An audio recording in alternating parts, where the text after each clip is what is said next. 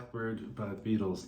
This is one of those must-know tunes, and I think it's a tune that some people who maybe play jazz or classical music maybe have avoided, or some people even kind of look down on popular music and they consider it kind of maybe folky or too simple. But this is one of those pieces that I think every guitarist should learn, because it's got almost a classical 19th century kind of patterning to it, and it offers an opportunity for guitarists of all levels to work on hand positions. And so I'm going to talk about how to play it and a little bit why to play it, just give you some insights, and I'll include some tablature and some resources down in the description, so check those out.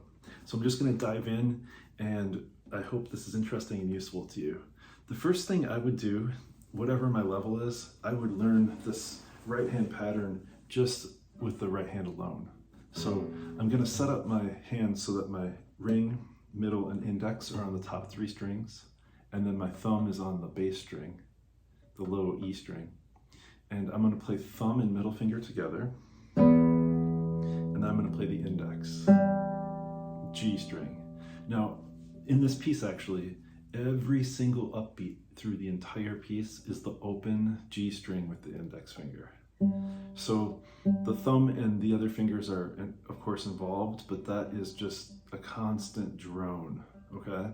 So we play thumb and middle together, and then index. Then we move our thumb to the 5th string. We do the same thing twice. So that's really the first thing to learn. This is a 3/4 measure. 1 and 2 and 3 and. Simple enough, but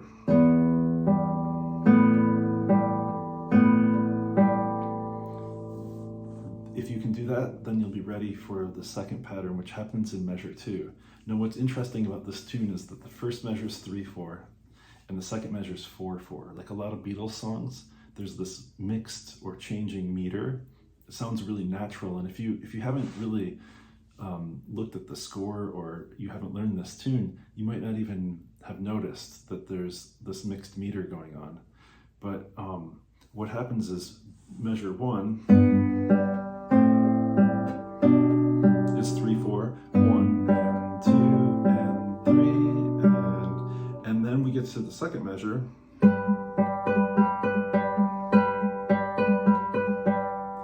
Now, let me break this down hands separately, okay? Again, really important to do that.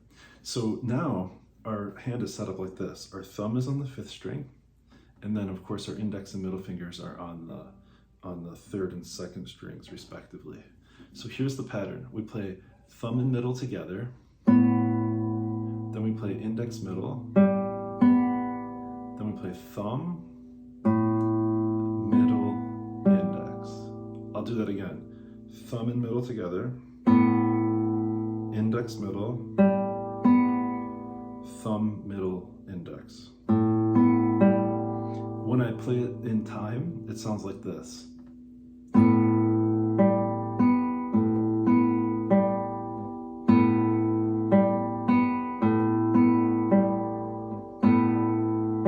I'll slow it down. 1, 2, 3, 4. 1, 2, 3, 4. So just open strings the first 2 measures. Check this out. Be patient with me, because I know this doesn't really sound like the tune yet, but trust me, this is how you learn this kind of thing quickly and well. Watch.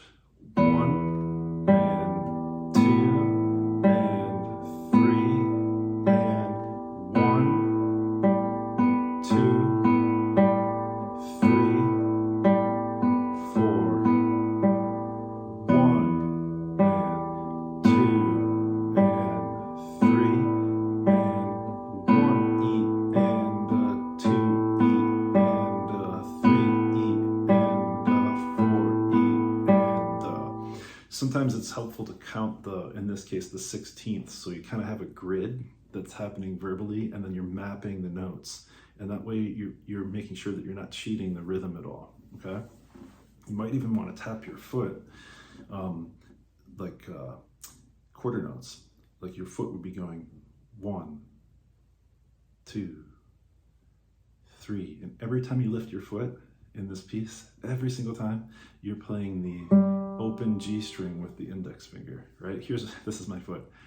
1, and 2, and 3, and 1. Okay, so mixed meter, thinking about tapping the foot, maybe counting as you go verbally, and then mapping the playing to that, that's all good stuff. But this is all kind of preparation for adding the left hand into the picture. So again, just looking at the first 2 bars, and if you master this, you kind of have the piece like halfway there, actually.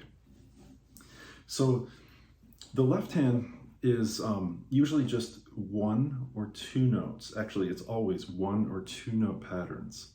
So these combinations.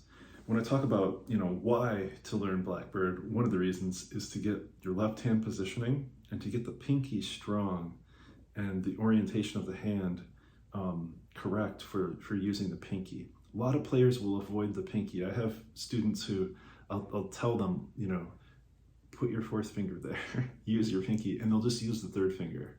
It's like they just like, they can't even consider using this finger, right? So this is one of the things that this piece can cure you of. By the way, you might say, well, I saw Paul McCartney play it and he doesn't use the pinky. That might be true, actually. But for the sake of really learning the guitar well, integrating this is going to be really useful. So I'll show you a little bit more of a classical left-hand approach to this piece that I think works really well. Okay. Enough talk, let me show you the left hand. So the first note is G. And remember, our pattern is. Then the first finger plays the note C on the 2nd string, and we have an open A bass. Now, I use 2 and 4, middle finger and pinky, because those fingers are free. So I play. Now 2 and 4 come down. Spend time with that. And let's hear the bass.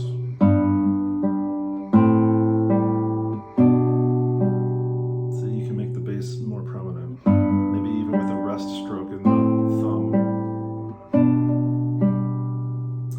And then, this is important. I ride my pinky up the 2nd string, but I lift my 2nd finger off of the bass string because I don't want this to happen.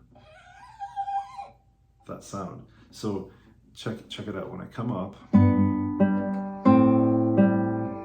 I lift and then I slide and I use my 1st finger here, okay? So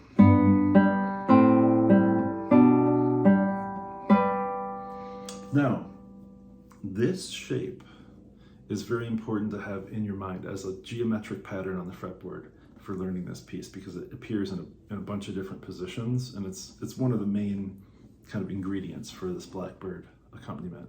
When I say shape, I think of it like a shoebox or something. It's a rectangular shape, and I've got 2 corners of the box.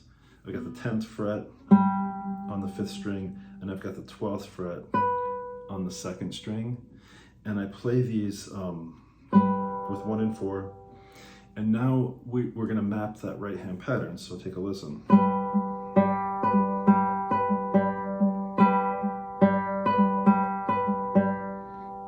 What's a little magical about this piece is the way that these 2 G's combine and kind of phase with each other, because they're always going to be slightly different in pitch. I do a little vibrato to help it out. Now, just like I avoided the friction noise on the way up by lifting, I lift the 1st finger off, I ride my pinky all the way down the 2nd string, and then I put my 3rd finger down to the G again. So let me play this in a cycle for you. This would be a good first day's work if you're just learning this tune. Just these two measures. Take a look.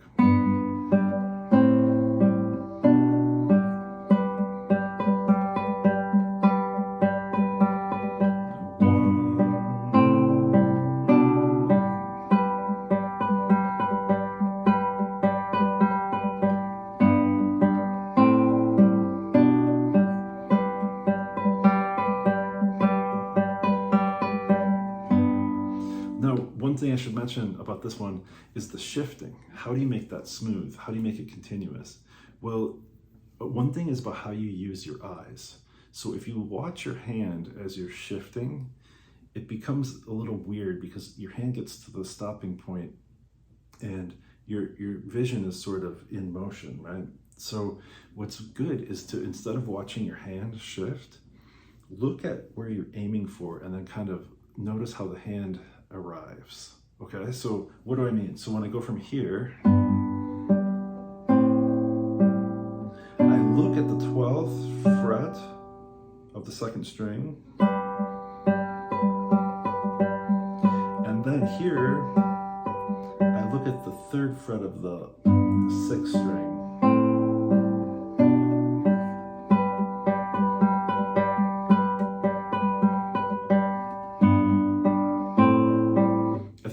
Shearer calls that like aim-directed motion or something like that.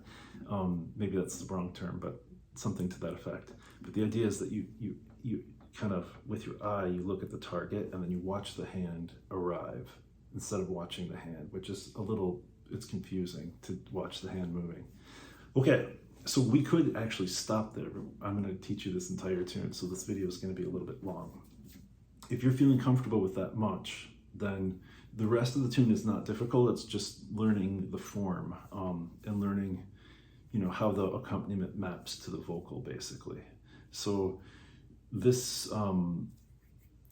this first pattern I showed you at the beginning of the tune, it happens twice. There's a little introduction. It happens once for the intro, and then the vocal comes in. Blackbird singing in the dead of night, and that's like this. Blackbird singing in the dead of night. I won't sing too much, don't worry.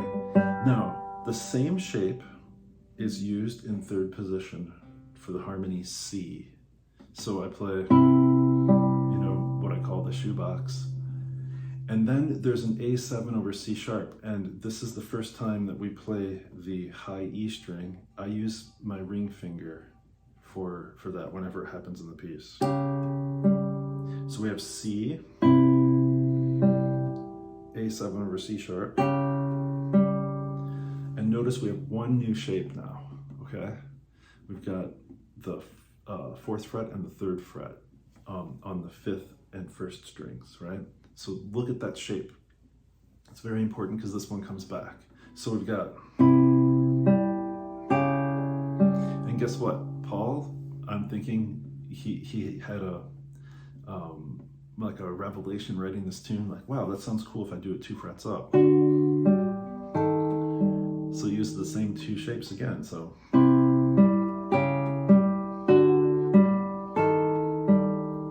Now we could spend a lot of time analyzing the harmony, but notice that the bass line is moving up chromatically. That's how I remember it. It goes C, C sharp, D, D sharp. And then we get to the final shape of the piece. This is the last shape that he uses in this accompaniment. On E minor, he's got this shape. 7th fret of the 5th string, 8th fret of the 2nd string. And of course the open G is always present. So here, this is really an E minor harmony, or at least suggestive of that. It doesn't have a 5th in it. Right hand is doing that same pattern from measure 2. So we have this 1 and 2 and 3 and 4 and 1. Now the bass note drops a fret. That's our shoebox shape. Now this is pretty brilliant actually, because he's come up chromatically. C, C sharp, D, D sharp, E. flat, D, C sharp, C, and then he's going to go down to B. But from E minor,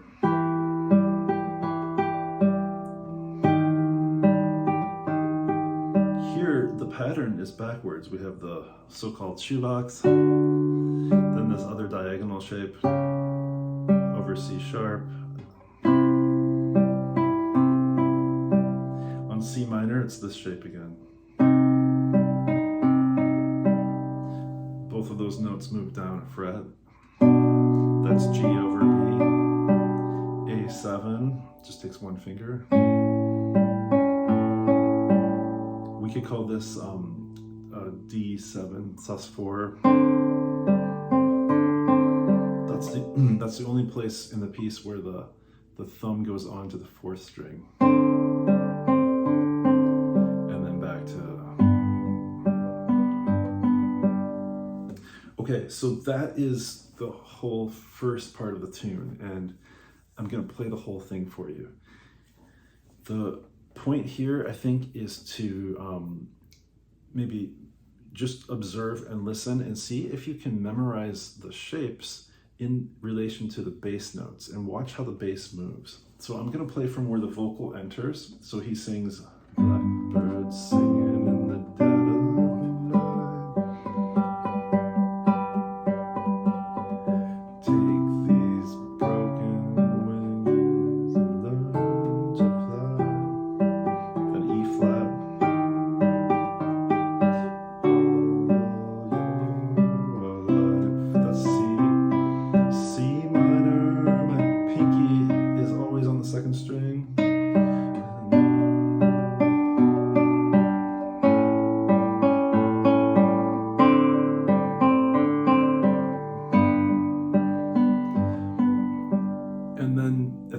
He's got this little turnaround, which is just lovely, because he goes back to C again. This time he skips the C minor, he goes to G over B, A7, D7 sus4. Now, that happens twice, but the second time it happens, we jump into the part where he's actually singing Blackbird fly into the light of the dark black night. Okay, when he goes there, the music moves to basically to F major. So we were in G major with some chromatic motions, and now he's kind of diatonic to F major. But what's beautiful from the learning guitar standpoint is that the shapes are all the same. So check it out. We've got our, I keep calling it the shoebox, but you know, the rectangular shape. This time on the 8th and 10th frets. And that's an F major kind of sound, but with the G in there. And then he kind of comes down the harmonized scale. So he's got E minor, D minor. So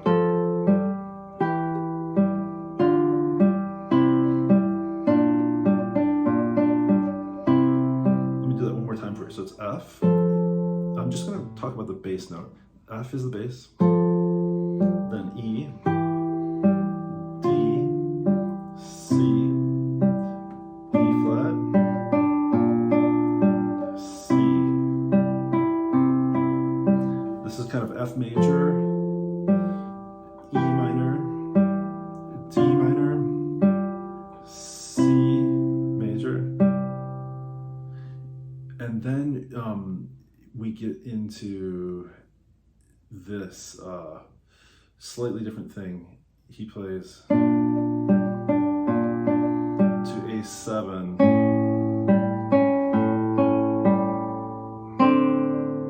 D7 sus4, and back to G. So he kind of modulates into F major, and then he modulates back into G major. But with a little bit of analyzing the notation, I think you'll see that that whole passage is just built from two shapes, really. And then a little turnaround with the A7, D7 sus4, G. So,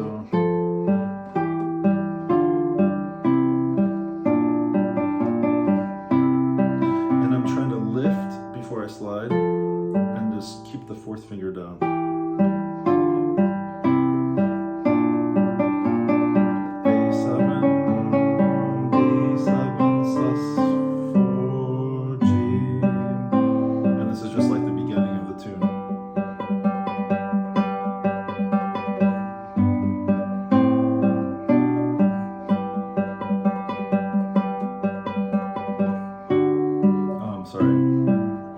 Chromatic bass.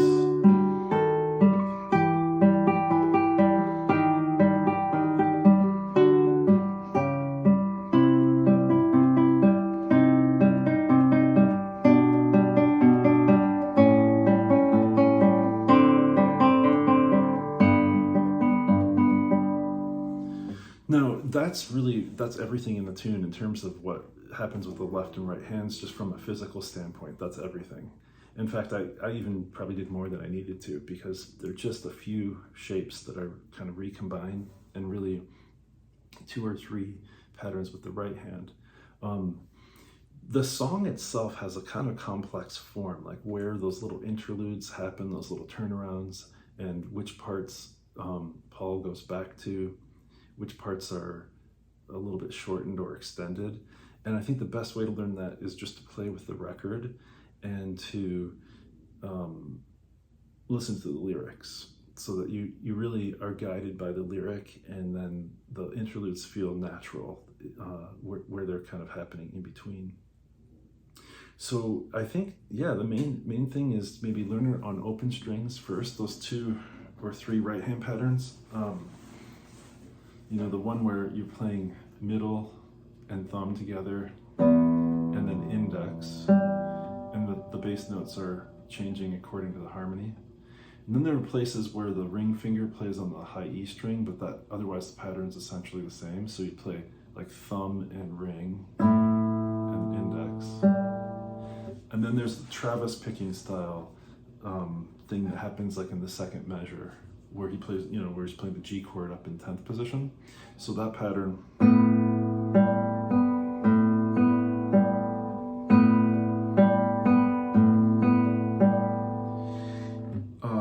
that's kind of it for the right hand. One thing I would mention, if you watch some really great classical guitarists like Lorenzo Micheli is a good example of a player who he'll often touch, if he's playing something like that and he wants stability in his right hand, he might touch the guitar or the high E string with his ring finger. So you could play that Travis style pattern, like the measure 2 pattern, with your ring finger just gently touching, and that gives you a lot of stability. You see that? Because this gets bouncy, especially if I'm trying to play loudly and fast. So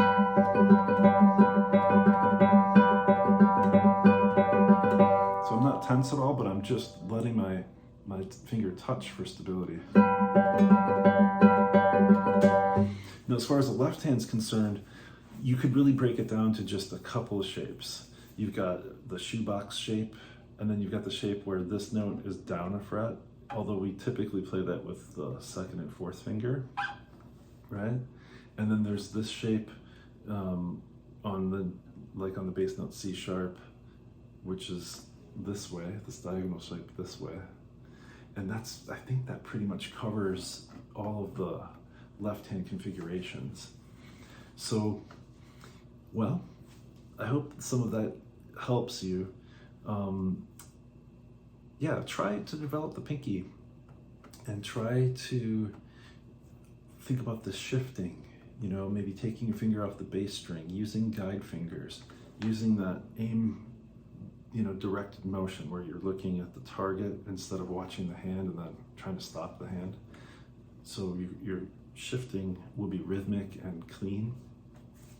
I'm going to say one more thing. This is for more advanced classical players.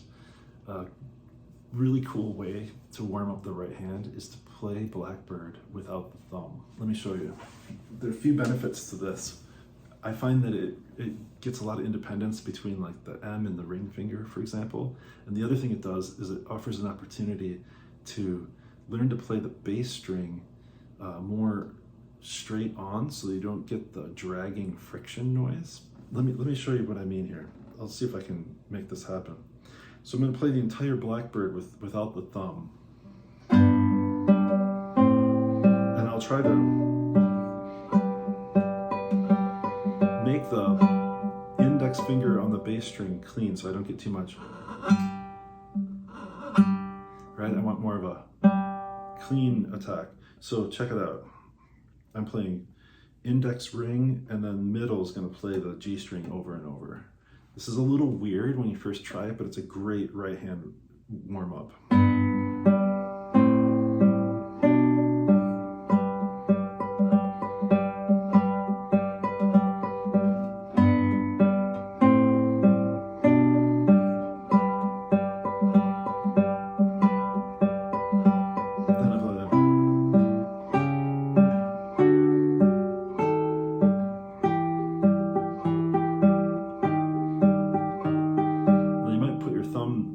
On the string or on the guitar to stabilize it, but these weird string spacings, and then kind of assigning the index finger to the bass strings, which is kind of feels a lot different than what we typically do when we play arpeggios. This is kind of next level right hand warm up. So I'll leave you with that. That's a little more advanced thing. Hope that was helpful. Check out the PDF in the description, and please subscribe. Thanks for checking this out. Bye.